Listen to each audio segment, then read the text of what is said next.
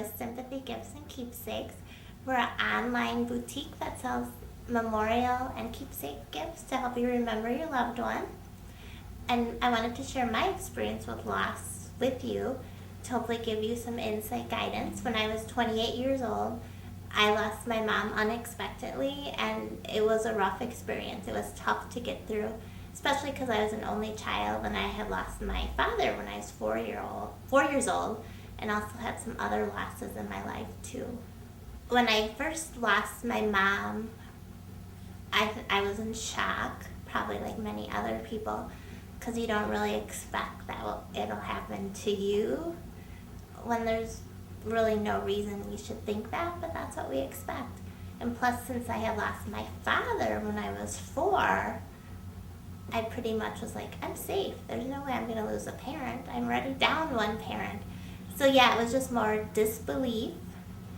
And then about 3 weeks after I had lost my mom, the shock wore off. Reality started to set in. And that was probably the worst time of my grief experience altogether, because you knew you couldn't physically see or talk to that person anymore. So it was just so hard to believe that's really what was happening. Looking back now on my experience of the first few years of grief, some things that I would have done differently is, which I would recommend to you, is to set up a support system. Find at least one person you can call, talk to, so they can give you that support. I would suggest a grief support group. That was awesome. The thing I would do differently is I would keep going to grief support. I went to a 4-week class. You can find other classes, because grief is a long haul. You need support all the way through. And as far as a grief counselor, if you're interested in counseling, I would find someone who is experienced in grief or has some training or certification, because that will make a difference.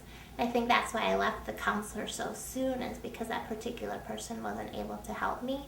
So it's important to find someone you feel comfortable with and is trained to help you. One piece of advice that I would give to people that was the most healing to me was, actually this was about 10 years after my mother had passed away. I was pregnant, and I was almost due, and I met with a lady who did hypnobirthing, because I was so terrified of labor. And it was interesting, this particular lady was also a medium and did angel therapy, as she called it. And I think I was divinely guided to meet this woman, because when you have a child and both of your parents are deceased, you have this great happy occasion, but it's tinged with sadness because those people aren't there. So I think by meeting Trish, was the practitioner's name, she opened me up to a whole new world now where I believe love lives on, because I could feel that connection of my parents because she introduced me to that concept. And that was about 7 years ago.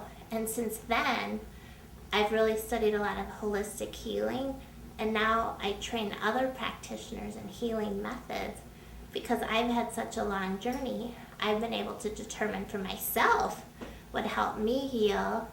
So I provide the same healing techniques to others, so others can be helped and not feel so sad and have that big piece missing of them. So there's a lot of healing that can be done once you start studying, learning more about it, more holistic type healing that really brings you a lot of comfort.